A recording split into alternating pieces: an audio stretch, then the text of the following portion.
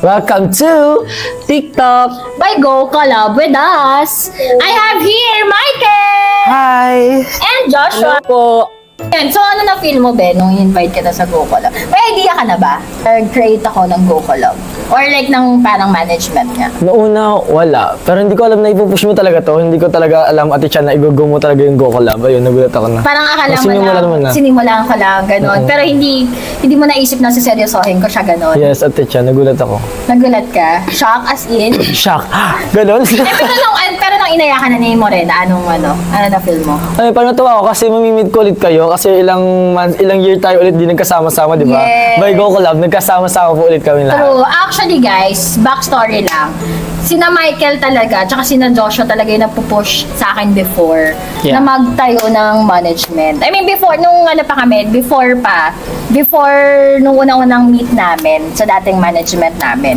Nung nakilala nila kami, kasi nga, syempre, habang nandun ako, parang inaalagaan ko na din sila, lumalabas kami palagi, no? Parang yun talaga yung banding namin before. Tapos, lumalabas kami, nagbi-beach pa, Kami lang yung magkakasama lagi. Oo, kami magkakasama pa. Iba yung group namin. Saka guys, hindi na iba sa amin sa Techa, hindi siya basta parang manager lang, hindi basta parang kaibigan lang ganun, parang family na. Parang naging family na, Yeah. naging family na talaga. So parang never din nila, tapos parang wala kasi akong interest noon na magtayo talaga. Parang sabi ko, wala pa sa mind ko, ganun. So, pero ang inisip ko talaga noon, hindi ko kasi kaya silang bigyan ng project pa that time. That's why, hindi rin ako nag-push na mag-create ng management. Pero, I'm glad na ngayon magkakasama na ulit tayo. Yes! Saka, kasi talagang parang family siya, hindi siya yung parang manager na no? Parang Or yun yung, family. family talaga yung trato talaga. Yeah. So, bago ba kayo dumating din sa management tayo, ano yung naging life nyo?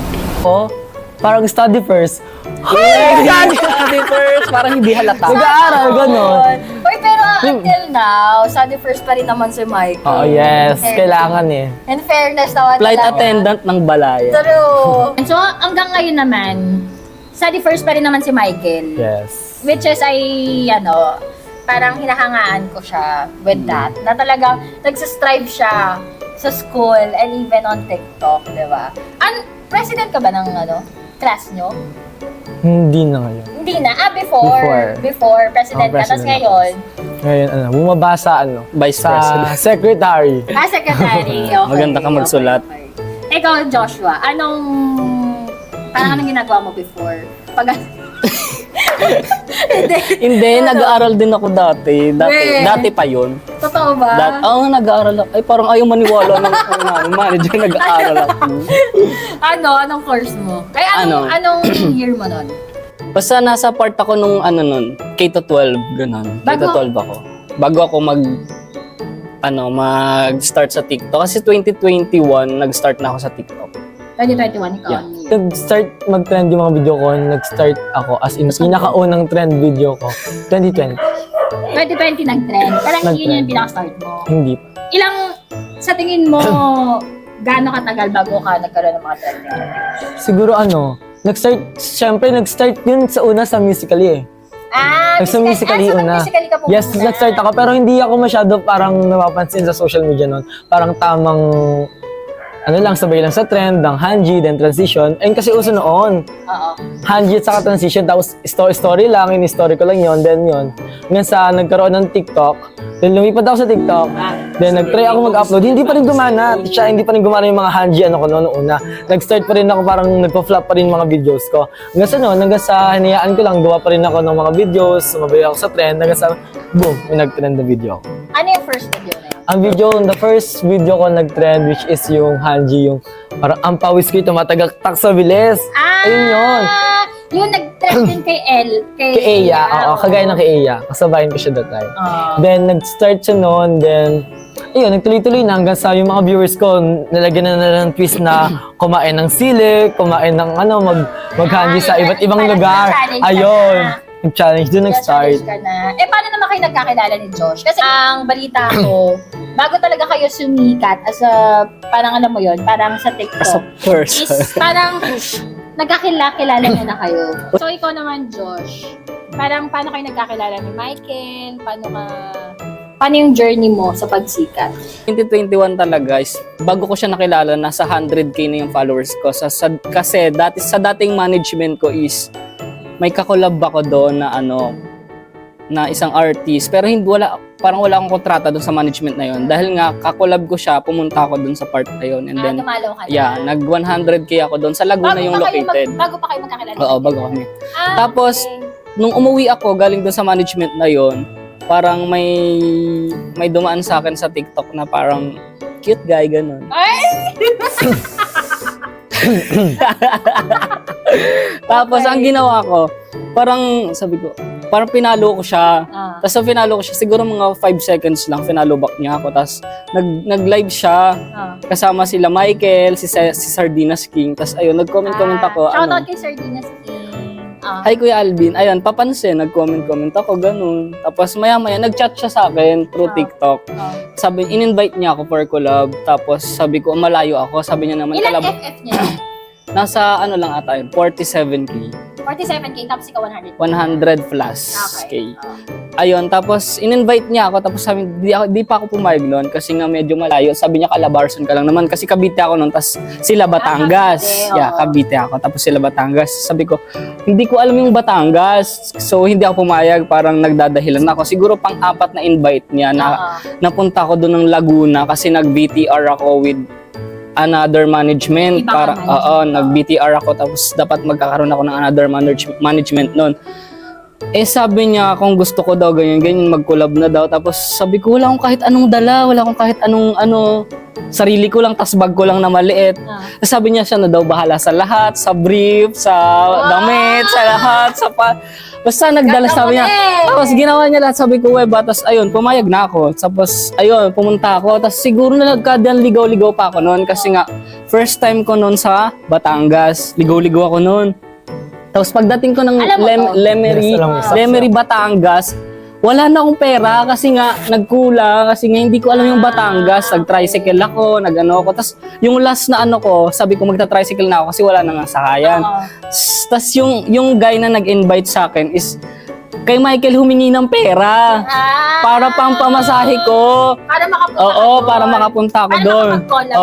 Yes. Tapos hiyang-hiya ako doon kasi worth 300 pesos yung tricycle papunta sa bahay nila Michael. Seryoso? Oo, tas parang sobrang niya, si Michael pinagbayad niya, kaya nahiya ko kay Michael that time. At time na yon, parang mas naging close kami ni Michael, tapos siya parang sobrang caring niya sa akin.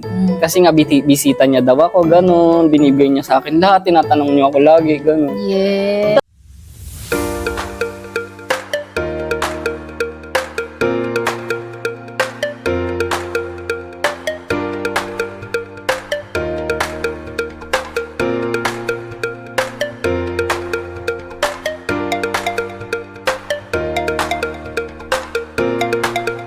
Tapos that time, naging close kami lahat nila Michael, naging komportable ako maging kasama sila. Tapos tumagal ako noon. Tapos, Yun yung naging reason na Yeah. nag-trend. hindi pa. Hindi. Parang ang nangyari noon, nagkaroon pa kami ng mga part na Ibang TikTok collab. muna kami ni Michael. Halabi. Collab Halabi. muna kami. Yeah, Lahat Bilo. kayo. Tapos mas naging close kami nila Michael hanggang sa nung time na nag-uwian na, sumama ako doon sa isa naming kaibigan na which is kaibigan din ni Michael na taga Batangas City. Doon muna ako nag-stay. Tapos pinapunta kami ni Michael sa kanila. Kasama yung guy na nag-invite sa akin. Tapos time na September 7, ayun yung time na parang napagtripan kami ni Michael na mag-TikTok, isama sa TikTok niya. Tapos yung parang yung yung gagawin na niya is nakaupo siya, tapos kikis sana namin siya dito. Ang ginawa niya, umatras siya. Tapos kami yung nag-kiss. Paano hindi ko gagawin yung trend na yun? Kasi sila, trending na sila, lagi sila magkatabi, lagi magkayapos. Kasi total, ganyan na rin naman kayo. Gawin na natin content yan para namang yung ginagawa niyo, magkaroon ng point, magkaroon ng silbi go.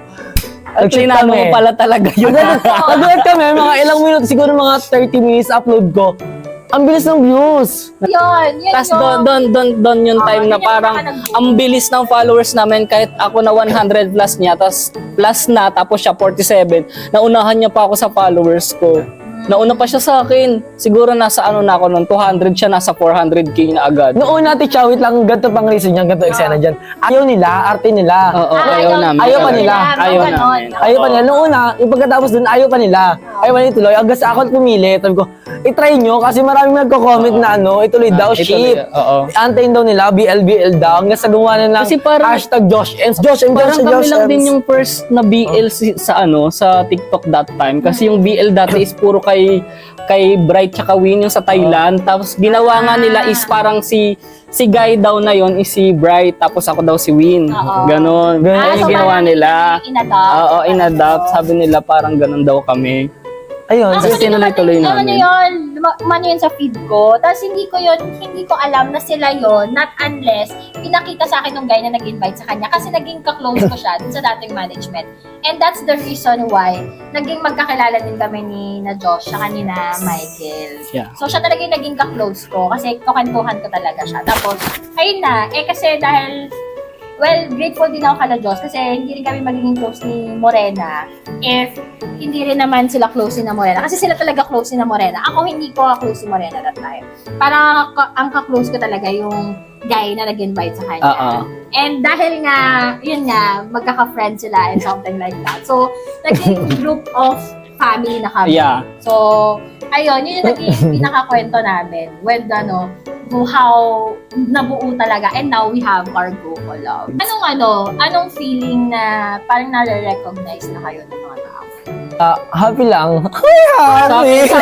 akin ano, Hindi ano. nagkaroon ako ng mas maraming kamag-anak, may nag-chat sa akin sa message request, uy, pinsan kita, gano'n. Nagkakaroon ako bigla-bigla na pinsan, tapos nag-chat na sa akin yung mga tita ko dating minamaliit lang ako, gano'n. Ako naman mas lumawak yung circle of friends ko. Marami ako nakilala through online and yung ano.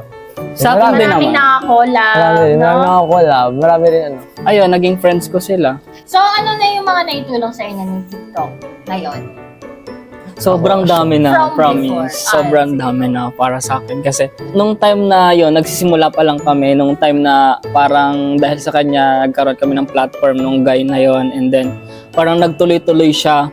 Tapos, nagkaroon ulit ako ng panibagong management. Kasama yung guy, kasama siya. Tapos, doon ka na namin nakilala. Yeah.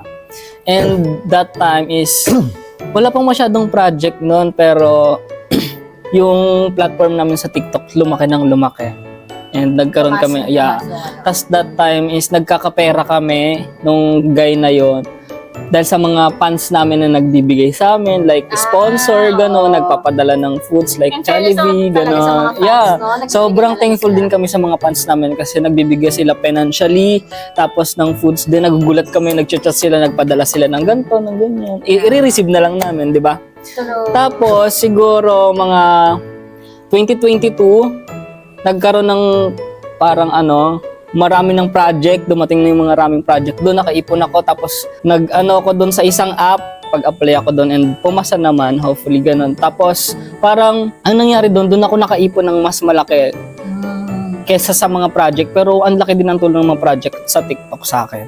Kaya doon yung pinaka-first project mo? pinaka-first project ko is Calamansi app.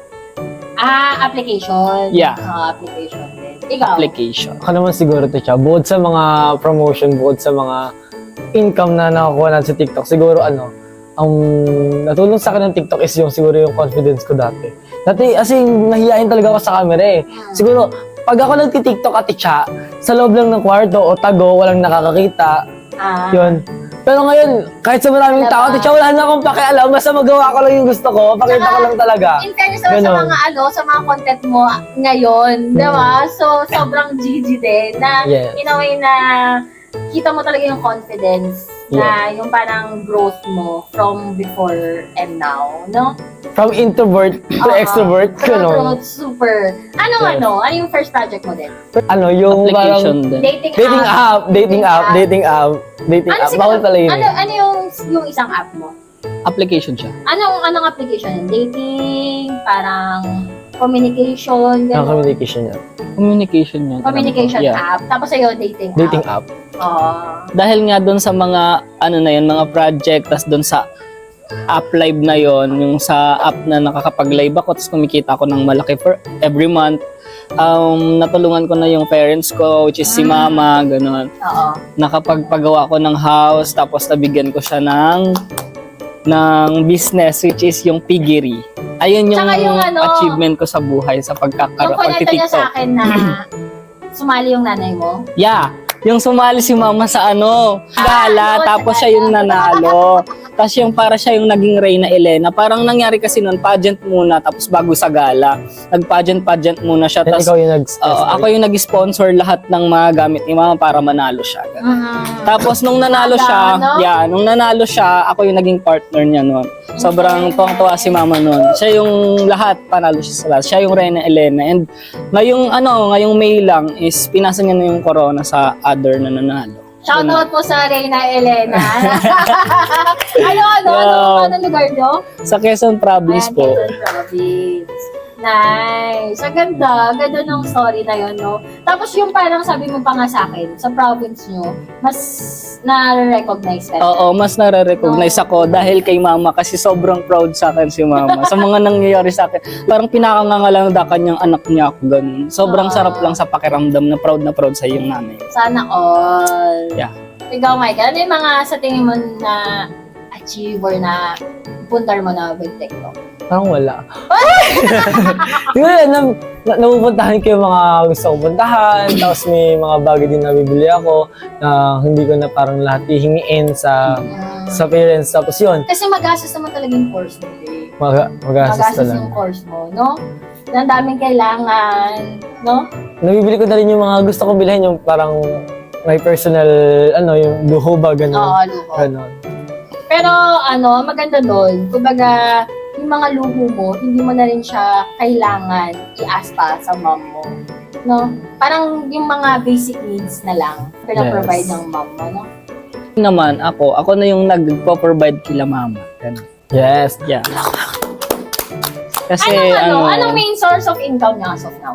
Mga promotion sa mga brands. Promotion and brands. Mga promotion sa brands. sa akin din, tapos yung app live na yon dahil din dun kay TikTok kasi hindi yun siya gagana kapag wala si TikTok. Kaya dahil pa rin kay TikTok Tsaka it will yun. based on your rank. Yeah, Diba? i-rank pa din pero dahil din kay TikTok kaya rin ako nagkaroon ng rank na gano'n. Yes.